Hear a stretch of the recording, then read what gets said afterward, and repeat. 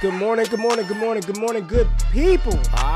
Yeah, you know what it is. Hard worker, scrappy, unfiltered, and sometimes unhinged football content. Hard to explain, but you know it when you see it.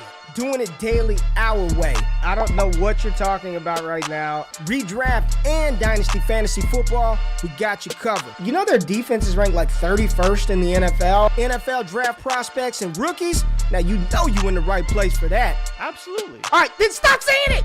Then we're done. And prop bets with my man Jay Rich. Count that money, man. Now wipe the crust out of your eyes, get you a cup of coffee. It's time to wake your ass up with Ray G. You honestly are making absolutely no sense and you sound silly as hell.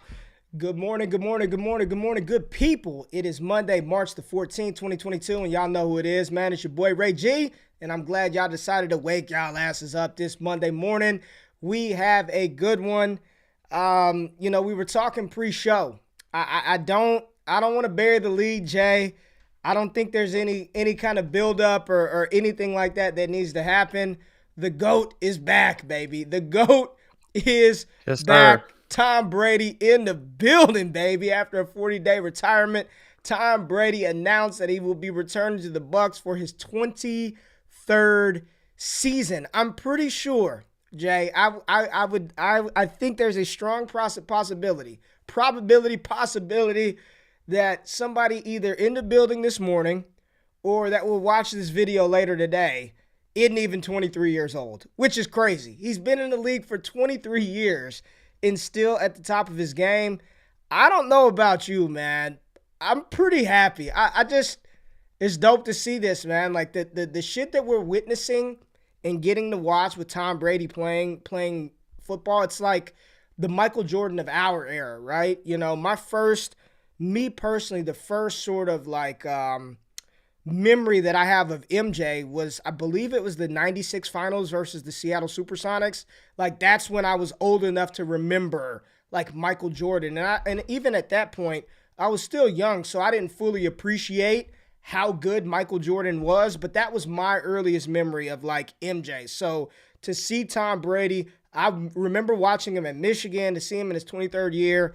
I mean, that is absolutely insane. Good morning to you, Chris, Ricardo, Ty in the building, Shane, Joe, Caleb, Marlon, Rowe, another Marlon in the building, Mike A, always in the building, Joe Sanchez, always checking us out. She is always here. Tim, Brent, man, it's just a good crew this morning. Rico's in the building, hot damn. Chris, so, man, it's dope. Glad y'all have tapped in this morning. Jay, I put you on, took you off. You do your facial expressions as I'm talking. It's just too much. It throws me off my game. I got to get you off the screen if you're going to keep doing that shit. But how you doing this morning? I'm good, man. I'm good. Tom Brady is back. It's always good for football when Tom Brady's in it. It's crazy because you were like, oh, Jay, we got to pull all the records that Tom Brady hasn't broken. And I was like, Ray, it's okay. Relax. He has all the records. He's already broken all the records. And it reminded me of the skit of Kanye West and Kobe Bryant when he's like, but Kobe Bryant, how many records can my records break? And Kobe's like, more records, right? Records, that's what Tom Brady's doing. He's just trying to extend all these records that he has. But like you said, man, for the Bucs, they're obviously excited. Mike Evans, LFG, Josina Anderson posting that Bruce Arians texted her the same thing. Yeah, it's a good day for Bucs fans, and they got one more year to run it back, at least confirmed, and then we'll see from there. But excited to watch Tom Brady back again with the Bucs. And all the ramifications that come with that, right? Like we saw Ryan Jensen was extended yesterday. The first big move that we expect to see the Bucs going back to all in again. Where do you kind of stand with the Bucs now and Tom Brady being back? And kind of the other thing for us is in fantasy, what are we doing with them? Well, yeah, I mean, we'll get into all that. We will get into the Bucs and the fallout and the ramification. First and foremost, if you're here tapping in for the first time, welcome. We appreciate you. Smash that thumbs up button, hit the subscribe button, like the content on the channel, subscribe to the Wake Up with Ray G feed, Elite Seekers, 4D Chess, Off the Line on the Destination Devi radio channel. Make sure you check out the dope content creators. If you want more access to us, patreon.com/allgas. Get access to our exclusive community, Discord, all that stuff. And then Prize Picks, man. Hey, listen, I know a lot of y'all are March Madness fans. So they are running a crazy March Madness tournament, right? So starting on 3/17, you got to opt in. So you got to go to Prize Picks, opt in. If you're a first-time depositor, Use the promo code Wake Up. They match you dollar for dollar up to $100. I have no clue what's going on in college basketball this year, but you better believe I will be participating in the promos that Prize Picks drops. So make sure you use that promo code Wake Up. You can click the link in the description. We have it right there. Make sure you tap in. We had a good weekend in betting this weekend. Thank goodness for Kevin Durant going ballistic versus the New York Knicks. It was a good weekend as far as the NBA prop bets. But yeah, man, and even before Brady, just get some stuff out of the way. We still have pro days. The NFL draft is 6 weeks away, I believe at this point in time, 5 or 6 weeks away. We still have some pro days. We saw Treylon Burks opt out of his 40-yard dash at his pro day, increase his vertical jump time, and everything else looked good. We got Isaiah Spiller coming up soon. Highly doubt we see a lot of stuff from, Hall and Kenneth Walker. Drake London's supposed to be having a pro day April the 5th, a personal pro day outside of USC. So there's still a lot of stuff going on with these rookies. We're not done. People still formulating opinions, comments, and throwing out shitty ranks and not telling you how they got there. Make sure you ask them, how did you rank said player where you have them, right? If they're putting it out there, they're peddling it to you, make sure they show their work, right? Still not done with the rookies. NFL free agency kicks off today, or legal tampering period today. But to Jay's point, and we talked about it at the beginning, Tom Brady back with Tampa Bay. We also saw some other players find new homes, get new deals, or seem to be on the verge of finding new homes. The big one for me being here in Dallas, Amari Cooper shipped off for a 5th-round pick and a swap of 6th-round picks. It goes to the Browns. I don't know how good of a fit that is in Cleveland with Amari's skill set. And, I don't know, man. I don't know what the Cowboys are doing. I don't know. It started with, in 2016, drafting Ezekiel Elliott number 4 overall. That was probably not a good decision long term. Then we ended up having to pay him, highest paid running back in the NFL. And we can all see that Zeke, his best days are behind him, right? I think the best running back on that roster is probably Tony Pollard. But with the money that Zeke is commanding, he's still going to see volume and opportunity. So we got to deal with that. We put the franchise tag on Dalton Schultz. They'll probably end up working up a long-term deal for him as they release Blake Jarwin. We signed Michael Gallup to a 5-year, $62 million deal, about $12 million a year coming off of an ACL tear. And again, shipping Amari Cooper off to Cleveland for a 5th-round pick, essentially. Insane. Us, when you play Dynasty, I think we get the idea of these rookie pick, like draft picks, right? Like you're thinking 5th rounder. Shit, that's terrible. That'd be terrible in Dynasty rookie drafts. And I think for Amari Cooper, it's terrible in the NFL. I mean, I don't know what Dallas is doing. I have no clue. This whole thing, Mike McCarthy, Jerry Jones is vice president of player personnel. It's just going down the drain, man. This isn't good for Cooper. If anything, it's good for Baker, right? We talked about Baker Mayfield. And from Cleveland's standpoint, they're saying that they're still looking and exploring quarterback options. If Baker is the starting quarterback for the Browns in 2022, having Amari Cooper on the roster, they've already talked about potentially releasing Jarvis Landry. New England Patriots have interest in Jarvis Landry. Sounds about right. Sounds about New England wanting to take a shot on these old wide receivers. We'll see how that pans out.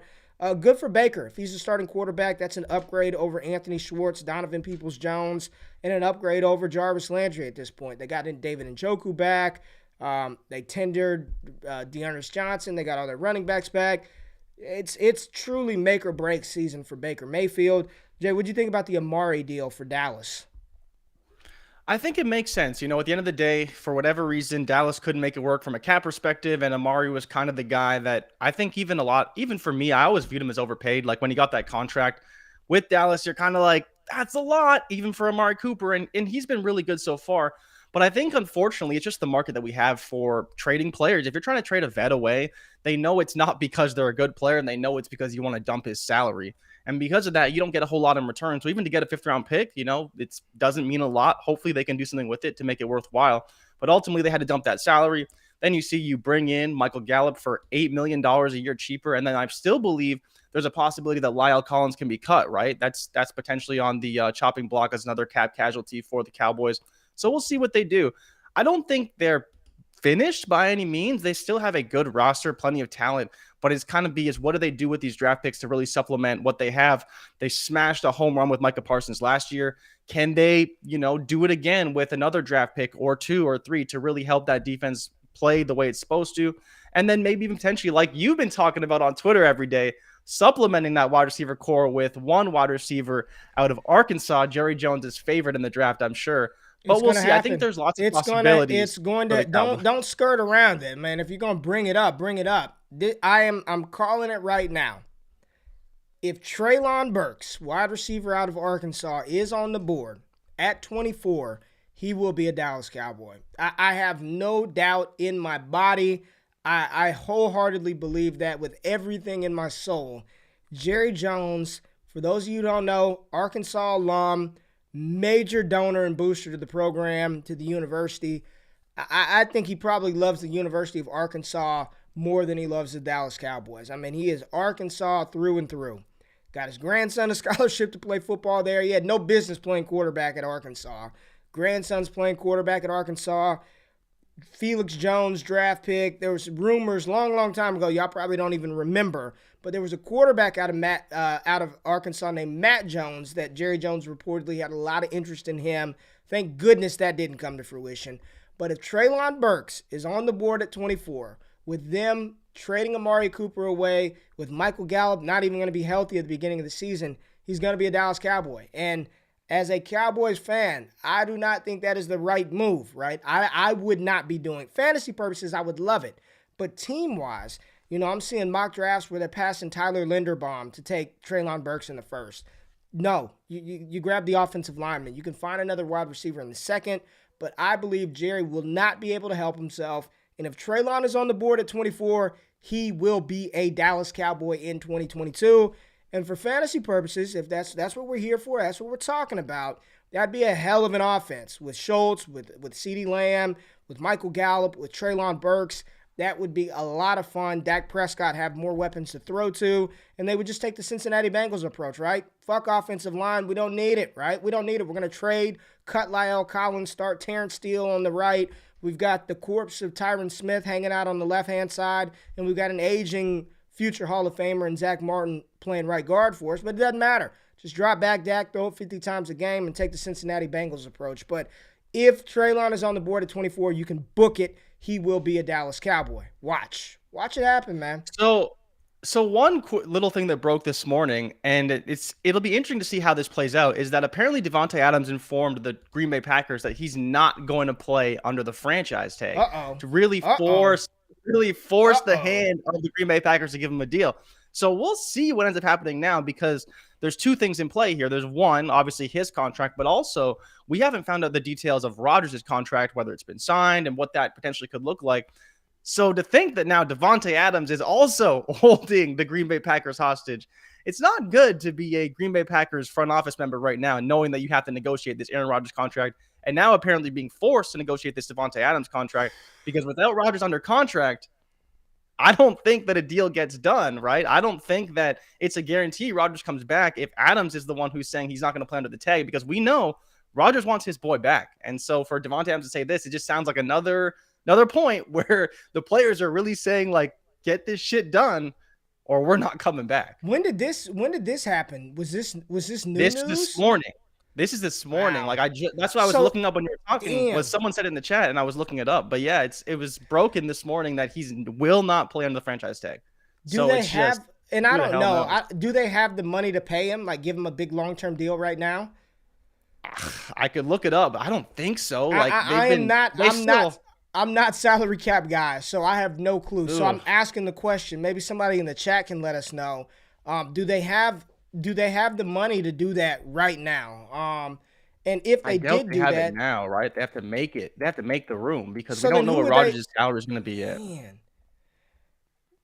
They are Aaron Rodgers. And he's making 20 mil this year, apparently, off that tag. It's like 18 or 20 mil off that tag. So hold on. So somebody just said Rodgers will hold out for Davante. So 100%. So has Rodgers signed anything yet? Has he signed No, that's anything? the problem. No. So he hasn't Shit. signed anything. There's nothing locked up with Rodgers. And now Adams is forcing their hand saying he needs his deal. And you know that he's going to need his deal before Rodgers ever signs because Rodgers won't play for the Packers without Devontae Adams. So that's where this is like extra messy because he's going to demand that Adams gets his deal and Adams is going to want his price. And apparently they're really far away in terms of their actual prices. So it's, yeah. Yeah, like Brandon This said, is they're in trouble right now. It's this not looking is too good for the Packers. this They is got to make some moves. it's going to be interesting to watch how the Packers maneuver all of this around. Listen, they've got a win now team, right? You know, you got to think they played I think majority of last season, if not all of the regular season, without one of the best left tackles in David Bakhtiari. Yeah. You add him to the offensive line. They do have a first-round pick this year that they probably will not use on a quarterback. So you get a Drake London, a George. You need another number two. You need another wide receiver opposite Devontae Adams to take some pressure off of him, to take some pressure off of Aaron Rodgers. They're probably going to lose MVS and Allen Lazard in free agency. We talked about it last week. In Dynasty, I think a very good stash right now is Josiah DeGuara, their tight end. Probably going to be their starting tight end. Robert Tonyan is a free agent. This is interesting. It's going to. I didn't know that. Got a little bit of breaking news here. We'll see how this plays out. Now, who else? Kirk Cousins. Kirk Cousins back with the Vikings, right? Kirk Cousins. Yeah. Dude, I saw somebody post his contract earnings, his 1-year deals, 1 year fully. I know the final number was $230 million guaranteed. If we just go back in time to, what was that, the 2011, 2012 NFL draft where Robert Griffin and Andrew Luck were part of that draft class, and then at the time, the Washington Redskins, now the Washington Commanders, took Kirk Cousins, I believe, in the third round after taking Robert Griffin the third in the first round. If we go back in that time capsule, I would have never have imagined that Kirk Cousins is the one that would still be in the league and have accumulated $230 million in career earnings. Kudos to Kirk Cousins and his agent for just securing the bag year after year with these 1 year, $30 million guaranteed deals. Cousins, great job. I mean, when you talk about masterclass in negotiation and contract manipulation, Kirk Cousins should have a class at Harvard to just talk about how to finesse CEO Fortune 500 companies, a.k.a. Dan Snyder in the Washington franchise. Great job by Captain Kirk. How you like that? That's how you like that. That is masterclass for Cousins. You talked about a player who signed that I didn't see that kind of was swept under the rug, but I think it's pretty damn good for redraft and still a little bit of dynasty value there. You want to talk about Arizona signing? Yeah, so for people who didn't catch this last night, was Arizona actually re-signed their tight end Zach Ertz. And what I didn't know, Ray, is that so he was traded between weeks 6 and 7. And when he went to Arizona, he had 81 targets, 56 receptions, and 3 touchdowns for, I believe, 560 yards. But what's crazier about that is that people are going to fade him in fantasy, but he was tight end 4 from weeks. To be fair, he didn't have a bye week, so that may play into a little bit. But from week 7 on, he was tight end 4 in fantasy football. And that's not bad. Like, Zach Ertz is no slouch. People wanted him gone because of Dallas Goedert, and they wanted to see him thrive in Philadelphia. But it doesn't mean that Zach Ertz is a bad tight end. I think he showed that. We'll see what happens with Hopkins and, Christian Kirk being gone. But I think, Rondale Moore, we'll see. But there's a very real possibility that Zach Ertz is the number 2 option in Arizona. And we know that team throws a ton. So to see 81 targets in, basically 11 games, that's a pretty solid sample size. And even if you prorate that over a whole year, that's 100 targets. And if we get 100 target tight end in the 10th, 11th plus round in startup drafts for sure. Yeah. And then in redraft, he'll be a late tight end. I think he's a guy I'll probably be targeting because I didn't even realize he was that good on Arizona. And again, 3 years, $32 million. That's a pretty sizable commitment for a tight end. 3 years, $32 million? That's what he got? He's getting about 10 a year? Yeah. And you think about I believe he's 32 or 33 years old. I don't remember exactly. Maybe he's not quite that old, but I know he's a little bit older. So to commit that to a tight end, that's good money. And he was good in that offense. You think about the whole offseason, more acclimated to the system to be that good. If he's the number 2, he will be very good in that offense. So surprising to see that. Marlon's questioning you. I mean, who else is the number 2? If Kirk is gone, I mean, yeah. Who They'd have to else is bring the number someone in, I two? They'd think. have to bring somebody in. It'd be Nuke, and then it'd be Zach Ertz. I mean, he was Yeah. fantastic. Say what you want about and I think that's one of the things in Dynasty and fantasy in general. You get this disdain, you get this bad taste in your mouth over a player, but when you look at what he did from the time that he was traded to Arizona, I mean, he was a plug and play starter week in and week out. And at 31 years old, there's still something there. I'm not saying we're not advocating go out there and make massive deals for Zach Ertz, but when you're talking about a win now roster, especially two tight end leagues, tight end premium leagues, at the price point that it's going to cost you to get Zach Ertz in dynasty startups, I have no clue where the hell he's going. But I would assume outside of the first 10 rounds of a dynasty startup draft, you get a 31-year-old tight end that just signed a 3-year deal. Yeah, I like him. I mean, he was a focal point of that offense without DeAndre Hopkins. Even with A.J. Green, I think he was on a 1-year deal in Arizona. Christian Kirk maybe out of the door. Rondell, I love him. We'll see. Rondell, we shall see. I don't know. I have no strong feeling how that's going to play out. The Zach Ertz deal, yeah, super dope. Now, one other, I guess, big piece of news that happened over the past weekend or since we last did the show on Thursday is the grand jury in the Deshaun Watson sexual assault case decided not to press charges. So no criminal charges for current Houston Texans quarterback Deshaun Watson. We're not going to, clearly we're all adults here. That no charges does not mean innocent. We're not talking about the legality and everything that happened. We're just looking at it from a football standpoint and what this means for Deshaun Watson. What this means for Deshaun Watson is, I mean, no criminal charges. Will he be suspended because of the shield and, disrespect, whatever they call it, right? Conduct detrimental to the shield, maybe 4 or 6 games. I have no clue. He sat out all last season. All we know is he's not going to face criminal charges. Therefore, teams are sniffing around and doing their due diligence to figure out a way to acquire his services. And right now, based on the last reports that I've seen, it's between Carolina and the Saints. Now, kind of out of sight, out of mind, and we talked about this in the Discord the other day, Jay. After the 2020 season, I vividly remember, like January, February of that year, going into that Super Bowl, the conversation was Patrick Mahomes as QB1 and Deshaun Watson as QB2 in Dynasty. And I believe it was February or March of 2021 where all of the allegations, all of the Deshaun Watson news started to break. And then it was like, oh my God, like, look what's about to happen. He's about to be out of the league. But right after the 2020 season, Deshaun Watson was viewed by many of peoples as the quarterback 2 in Dynasty. And let's just go through what Watson did in that COVID weird year where there's no training camp, no nothing. The Texans were supposed to be awful. 70% completion percentage. Played all 16 games, right? 70% completion percentage. 4,800 passing yards in that season. 33 touchdowns, 7 interceptions. 33 touchdowns, 7 picks, and he also gave you 90 carries for 444 yards on the ground.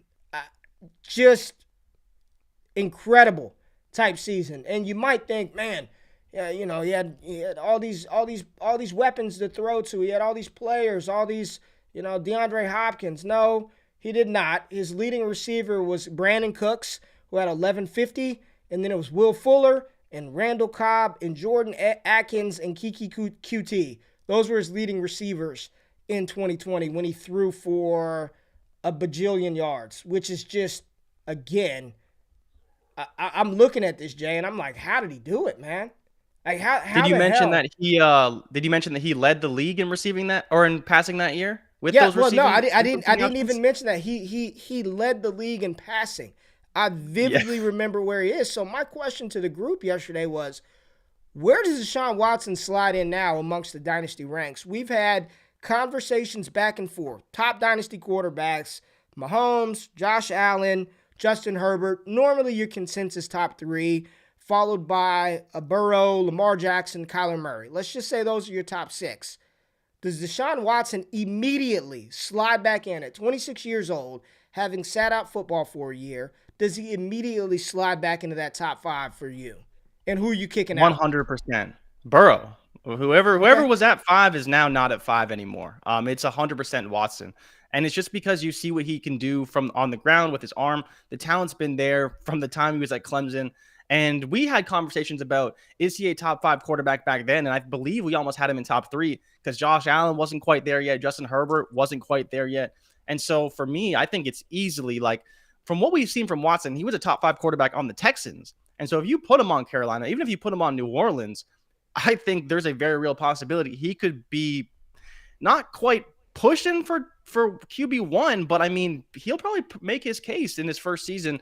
And then coming into year 2, he may be a top 3 quarterback. So I think there's still value to be had. And if you're drafting now, I think once you see Burrow go off the board, you should be targeting Deshaun Watson. I still think he's probably better than Burrow. But if you want to take Burrow over him, I can't really knock you because he's been in the system. He's obviously been playing extremely well. But once you get, even past Lamar and Kyler Murray, I'm just kind of like, I think I'd rather have Watson because I've seen it. And Bruning's saying, I'm fine with that. Jordan Backus said the same thing. JB, Director of Analytics at Destination Devy, he flat out said he's putting him at QB3 over Herbert, and it's not even close for him. Man, I'm fine with it, man. I think it's earned. He's been who are the another 5? level. Who are the 5? Allen, Mahomes, right? They're in the 5. Allen, Mahomes, Watson, Herbert. And who do you take? Burrow, Lamar, or Kyler? I'd probably take Burrow. Burrow over Lamar. Yeah. I think I'd take Burrow over Lamar. But I tend to lean towards passing quarterbacks over rushing quarterbacks. It's just kind of the way I've always played. All right, yeah, I'm not gonna. I won't argue any of it. I think those are your top 6, 7, right? Which just goes back. Like, hear me out, man. And this goes back to the 2022 quarterback class, or even the 2023 quarterback class, which everybody keeps telling you 2023 is awesome, right? And now I'm already starting to see rumblings of, it really isn't that good. But if those are your top 7, right? Think if those are your top 7 dynasty quarterbacks, none of those guys are over the age of 27 years old? None of them. They're all 20, 26, 25, right? And then right outside of that top 7, you still have players like Dak Prescott. You still have players like Jalen Hurts. You still have the Trey Lances who may ascend. You still have a Trevor Lawrence. You still have Justin Fields that may ascend. The quarterback landscape in Dynasty is pretty much gridlocked for the next 5 years. It's gridlocked. So when you're looking at Malik Willis, when you're looking at Kenny Pickett or Matt Corral, in your baseline threshold for should I draft him is can they be top 5? I don't know who's cracking the top 5. Even next year, if you think Bryce Young is going to come in and crack top 5 quarterback status, I've got news for you. It's not fucking happening. It's not happening. I love CJ Stroud. That is my quarterback 1 in 2023. He ain't sniffing top 5 right out the gate. I don't. It's gridlock, man. Your baseline for looking at starting quarterbacks or upside ceiling in the NFL, and I get it. Some people may be like, oh, well, we didn't think Herbert.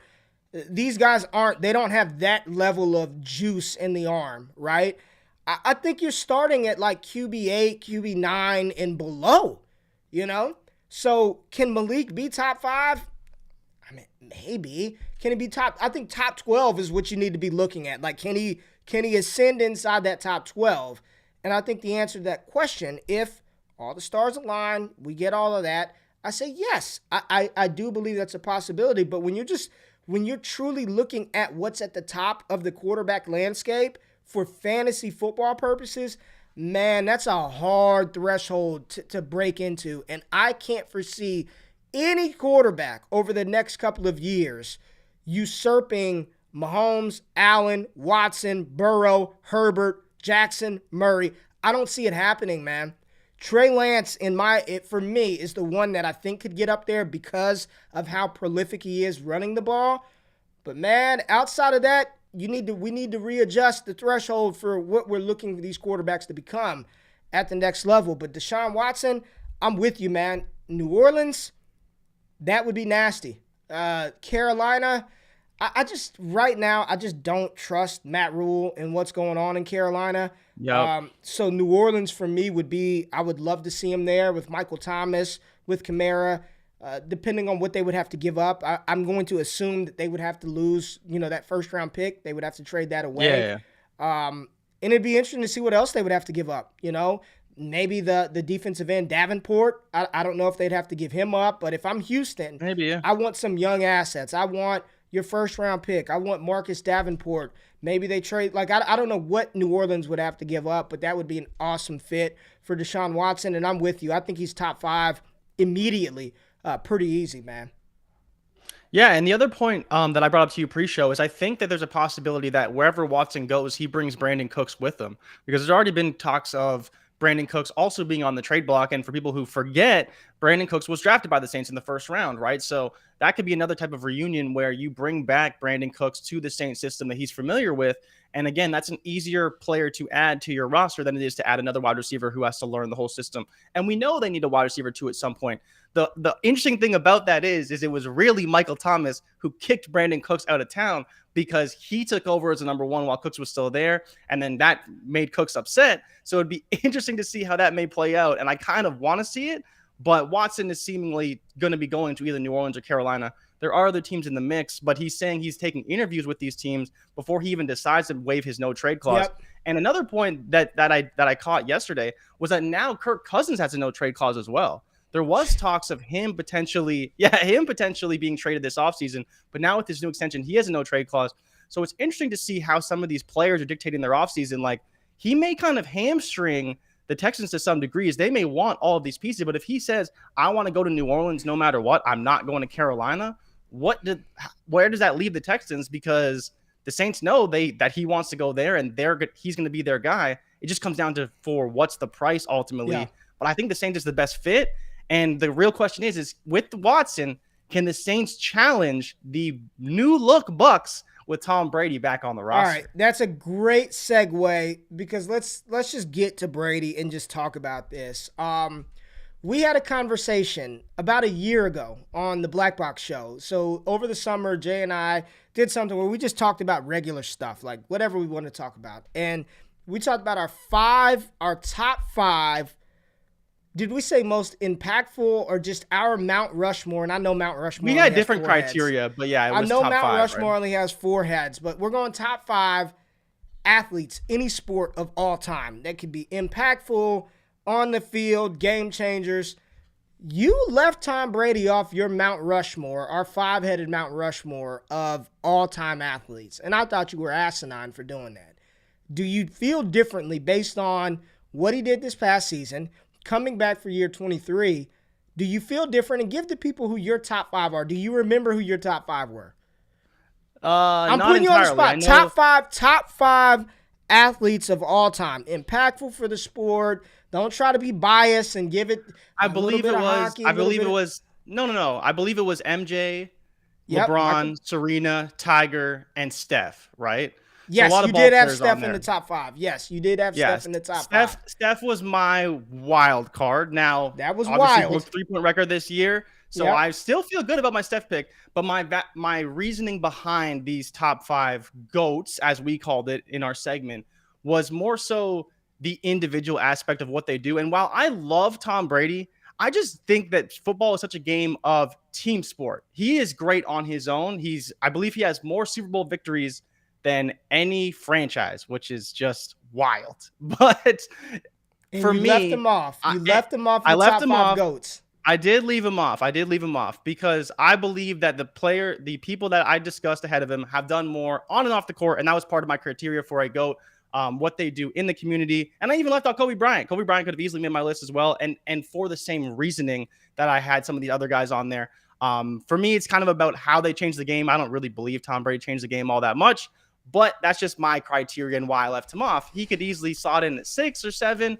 For me, he's not quite there, but I understand if you feel differently. That's okay with me because I love Steph Curry. I think that he's going to do amazing things throughout his entire career. And that's why for me, while it was premature, and I admitted that on the show, I think that for me, he would be up there. Man, this is a good one. And neither of us said Yeah. Jackie Robinson. This is a good one, right?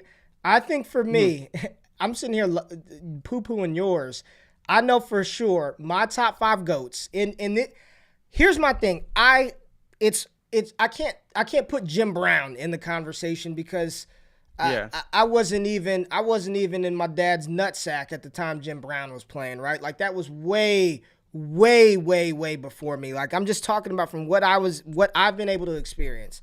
100% Michael Jordan, Tom Brady, right? Michael Jordan, Tom Brady, Serena Williams, Tiger Woods. I think those 4 for just about that should, in my opinion, Brady, Serena, MJ, Tiger have to be in your top 5. Like they have to be in your top 5. Now, I too will get a little spicy because I think there's an argument to be made. And we need to get in the Bucs, but I think there's an argument to be made for Michael Phelps to be inside the top 5. What he did as an Olympian completely changed the way that common folks even looked at swimming, right, as a competitive sport. What Michael Phelps was able to do. Kind of an off-the-wall one, but I think, too, he was at the height of his career.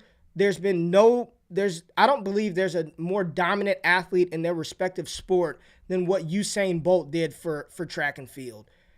Every time Usain Bolt, for those, 2 Olympics that he participated in, every time he was on TV, I mean, it was must watch. Like, I can't tell you track and field schedules, but when Usain Bolt was running and how he just, I mean, when you talk about just domination and destruction, when he's laughing, running across the finish line, breaking world records, night after event after event after event, I thought Usain Bolt definitely deserves some talk to be in there. There were a couple of soccer players that we talked about.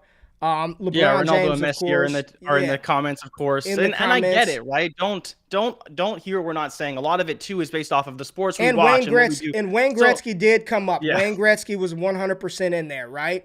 But for me, like when you're just talking about just dominating, man, and there's probably baseball players we're leaving off, I think it's Gretzky. I like Usain Bolt a lot. For me and what I watching what he did in the 100-meter dash, in the 200-meter dash against the best in the world, one-on-one, there's no 7-game series. You got to make it happen in that moment. Just insanely dominant athlete, man. It's hard. Yeah, it's 100%. Hard, man.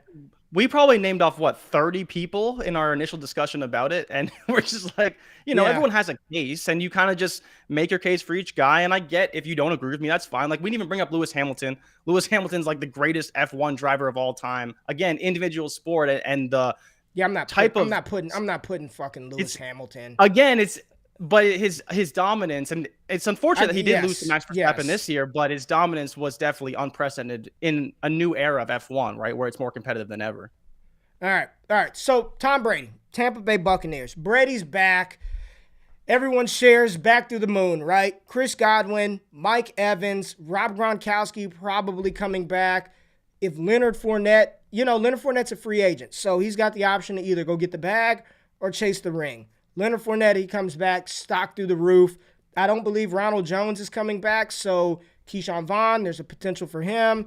What are you thinking about just the outlook of Tampa Bay? Let me just look up how good Tom Brady was last year. Let me just see Tom Brady's stats from last season. How was he good last year? Was Tom Brady Did he lead the league in passing? Oh, no, it was Justin Herbert who led the league in passing this year. Tom Brady, I think, was second. He threw the ball 719 times, 5,316 yards, 43 touchdowns, and 6 interceptions. His second most touchdowns in his career. He hadn't thrown this many since, Jesus, man, 07 when he had 50. 07, I was still in undergrad, man. I was still like 2 years away from graduating college. I was still playing college football when Tom Brady hit. Man, what does this do? I mean, what are you doing with Tampa Bay right now? Mike Evans has life. Chris Godwin, they're probably going to sign him to a long-term deal. Gronk, Leonard Fournette. I would love, for selfish reasons, for Tampa Bay to draft Breece Hall. For selfish reasons, Take him at the back of the first. Take Breece Hall, give Bruce Arians his true David Johnson, and let him run wild in that offense if they don't pay Leonard Fournette. How good – what are you thinking about Tampa Bay at this point in time, man? I think that for me, and like you said, for selfish reasons, I got fantasy teams with Rob Gronkowski on it. And so I'm happy that for sure Gronk's going to be back. And Leonard Fournette probably going to be back as the number one back in Tampa Bay. And I think that backfield kind of almost gets short up a little bit. They can let Ronald Jones walk. Leonard Fournette comes back. Now he's not going to be looking for a new team, but we'll see. Maybe he won't come back. And they will have to draft a running back or kind of make a decision with that spot. But I just think that knowing Brady, he will want a guy he's very familiar with, and he will do whatever it takes to get Leonard back on the roster. And that's good for everyone who has him. But for the Bucs, I mean, like you said, stock back up. Mike Evans was kind of going down a little bit because, again, who's his quarterback going to be? Kyle Trask? No, thank you. Chris Godwin, same issue. And then we'll see. But ultimately, this elevates every single player on that offense and elevates the entire team up to being championship contenders again. And that's a good thing for fantasy. It's a good thing for everyone involved. Every Bucs fan should be super excited again. And I think Tom Brady should probably be another top 10 quarterback. Can he be top 5 without Chris Godwin? We'll see, because ultimately the first month and a half, 2 months of the season, there will be opportunity for whether it's Tyler Johnson or whoever the hell they end up bringing in to be that wide receiver too. We're not going to do the Tyler Johnson thing again. We're not going to do Tyler. No, we're not going to do Tyler Johnson again. We're not going to do that. But someone has to be that too, and we don't know who that is yet, I don't think. But there's value there if we can find it. I think they have their full allotment of draft picks. I don't believe they traded any away. So, you know, they can go out and they're going to do whatever Tom Brady says. Like, ultimately, the same way that LeBron controls who plays with him, it's going to be Tom Brady. So if Tom Brady, think about this. What if Tom Brady says, go get DJ Chark or go get Allen Robinson? Yeah. Or go get, you know, one of these free agent wide receivers Juju Smith-Schuster. Juju Smith-Schuster in Tampa Bay as operating as the number 3, right? Small deal, come to Tampa Bay, some familiarity. I think he's got I don't know if Juju was there.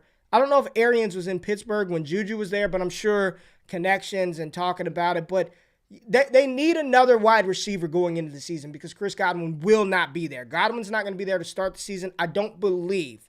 Maybe. I'm not a damn medical professional either. They say unlikely. They say 9-10 months for ACL recovery, and he was hurt in 2021. Like, what was it, like December-ish time? November, December. So I think that he could be on track to be healthy by September. But again, with ACLs, it usually takes a year to kind of come back. So we'll see. You know, it could be mid-season, could be, you know, back end of the season. For the playoffs, he should be fine, right? He should be pretty much ramped up, playing again. But I think for the regular season, we can't have our expectations too high. Yes, Brady is there, but he needs to be on the field and he needs to be playing well. And we just can't confirm that until we kind of see him ramp up and look good as far as Chris Godwin's concerned. But I'm excited for him because I was worried him not having a quarterback. I really wanted them to switch teams knowing Brady wasn't coming back. But now that Brady is back, I'm happy to see Godwin's got a quarterback because I think he's just a supremely talented wide receiver, right? Who can do great things, you know, next to Mike Evans, who's also super talented in his own right, even though I always poo-poo on him a little bit because I don't like him. But Brady being back, the Bucs being back, I'm curious to see how this impacts the defense and the kind of free agents now they can command having Brady back. That's going to be a big boost for them, right? Knowing that today they are going to start negotiating with free agents. Who are they bringing in? What cornerbacks are they bringing in? Who are they targeting? Like, I think there's a lot of ramifications from this move.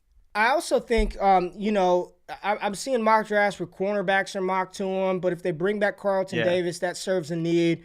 Listen, the thing that plagued Tampa Bay towards the end of last season, especially in that Rams game, was protection against Brady and not having somebody else to throw to. So if I'm Tampa Bay, you know, maybe the prudent move is to shore up that offensive line because they did lose their center, correct? Was it Ali Marpet that retired? He was Guard. Okay, Marpet retired. One of them, I think it was Ali Marpet, but he Ali retired. Marpet. And then I know that, you know, they had Tristan Wirfs and he had the ankle sprain, which limited him in the Rams game. But you can never have enough offensive line help. I think they're going to be a player in the free agent market. We'll see how that plays out today, tomorrow. Hopefully we'll have some news by like Wednesday, Thursday, some good, juicy free agent wide receiver landing spots. But I don't think Tampa Bay is out of the wide receiver market, and they do have their full allotment of draft picks. They picked 27. Then they've got a second round 59 pick, third round 91 overall. So they've got, 3 top 100 picks. They got their 4th, 5th, and 2 7th round picks in this draft class. So plenty of draft capital to make some moves happen. This is great, man. Those people who drafted Tom Brady in the final rounds of dynasty startup drafts this year just off of a whim that he comes back and plays. My question to you, Jay, what I did not hear was I'm giving it one last shot, right? I'm coming back for one last hurrah. He just said my heart's still in playing. Could we see Brady play for a couple of years? Like, could it be he's back for a couple of years, or do you think this is a one-year deal?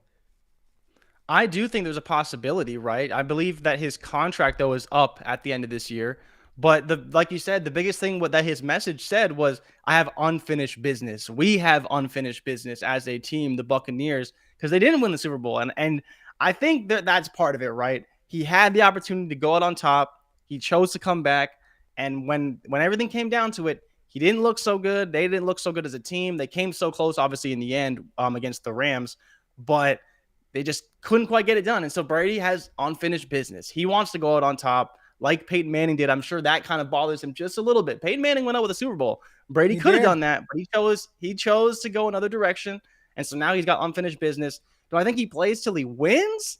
I mean, I doubt it because winning is hard. Who's the favorite in the NFC right now? You got to go give the benefit of the doubt to the Rams, right? They don't even get their Super Bowl champs. They're the Super Bowl champs. I think it's just the Rams, though. I don't think that anyone is head and shoulders. Head and shoulders above Tampa? I'm not saying head and shoulders, but when you're talking about the top teams in the NFC, I do believe it's 100%, right? 100%. Didn't the Giants make a move recently? Did I dream this? The New York Giants? I think they did. Didn't they make a move? I mean, they restructured Sterling Shepard's contract. If you're talking about that, they need to free up some cap space. No. Evan Ingram is on the chopping block. I don't know if they made a move, man. I'm tripping then. Shit, maybe I don't know about a splash move. Did you confuse them with the Isaiah McKenzie re-signing to Buffalo? Maybe the red, white, and blue colors. I don't know. So Shane said Green Bay is a hot mess. They're a hot mess, but as long as they got Aaron Rodgers, they got a shot, right? As long as Aaron Rodgers is back, they've got a shot. Ray was up in the clouds for that dream. I thought the Giants did something. There was some Giants related news that maybe I missed, and it was more than Saquon maybe. It wasn't rumors, a Saquon trade. Did you dream a Saquon trade to your Cowboys for Zeke Elliott? Maybe, I don't know. I would love that. What did you see? Ultimately, this is good news for Evans. It's good news for Tampa Bay, and it's fun. Tom Brady's the ultimate competitor. I don't think there's any way he's bad again. It was weird. Like he just went out. Like he went out on that L. Do they have a shot to win the Super Bowl? I know I saw some odds where they were plus 2,200 pre-Tom Brady, and now they're plus 800. So 22-1, if you got those odds for Tampa Bay to win the Super Bowl. That's a swing. Now it's 8-1 odds for them to win the Super Bowl. This is the week. Like, we get all excited for the NFL draft, which is awesome. But here's the week that we're going to see some teams really position themselves because there are some nice free agent wide receivers out there. Let's pay attention to the Charks, the Jujus, the Allen Robinsons. Let's see where these guys end up. And here's the charge to everybody. I want to see, these are the players that I want to see in Dynasty Trades, because this Wednesday, we are going to do the Dynasty Trade Show live. We're just going to go Dynasty Trades. I want to see Deshaun Watson trades. I want to know what you're giving up or you're selling Deshaun Watson for. I need to know. We want to talk about this on the show. Deshaun Watson.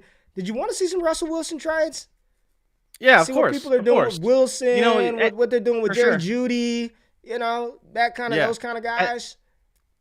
I think that's good. And then potentially even Cooper deals, right? Are you trading for Amari Cooper? Yeah, Cooper. He's another guy who's – how do you feel about him in Cleveland? What's his value at? Because all of us think it's going down, and it probably is, but maybe the right owner would sell for a reasonable price. Like maybe you get Amari Cooper for on the cheap, right? And so I'm curious to see what people are doing, the moves they're making. And then, Ray, before we get out of here, one point I did want to make, you talked about pro days. So this week on Wednesday, people who aren't paying attention, it's Georgia's pro day and Pitt's pro day. So we'll see, Zamir White, we'll see James Cook, and then we'll see Kenny Pickett for his pro day this week, unless for some reason they're doing individual pro days. But the team pro days are on Wednesday. Those are the major ones of consequence this week for people paying attention. So you will see some Zamir White, maybe run, maybe test a little bit. Obviously see him running routes. James Cook, same deal.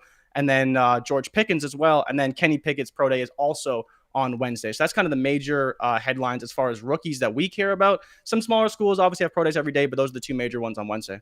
Spiller's pro day is the 22nd of March. So he's got another week to heal whatever was going on with him. I'm seeing Barkley to Arizona, Barkley to Tampa Bay, Barkley to a contender. Yeah, I think this is we got a trade. Just traded Cooper for a 2024 first and a 2024 second. I don't hate it. I don't mind it. We'll see. Yeah, we already talked about the Gallup. Listen, we're not talking about the Dallas Cowboys right now. We're not. I don't feel. Oh, Kevin Harris on Thursday. Good one. Kevin Harris. Okay. Tap in. Big Kevin Harris. South Carolina Pro Day on Thursday. So, oh, shit. Here we go. Jordan, when are you running? The fact that Jordan Davis would smoke me in a 40-yard dash, it doesn't instill a lot of confidence from old GQ. But, yeah, so tomorrow, what are we going to do tomorrow? We're going to do the mock draft review. We're going to look at Brugler's You want to do Brugler's, right? You want to do Dane's, or we'll see if something drops today. Mock draft review tomorrow. Dynasty Trade Show live on Wednesday. And Thursday, I think we're going to do rookie mock draft 7.0 after a lot of the dust is settled. Deshaun Watson trades. Post them in the YouTube comments. We appreciate you tapping in. Prize Picks. Use the promo code WAKEUP. Subscribe to the show. Thumbs up. Y'all have a wonderful, wonderful Monday. And we'll tap in tomorrow. We love y'all. We out of this thing. Peace.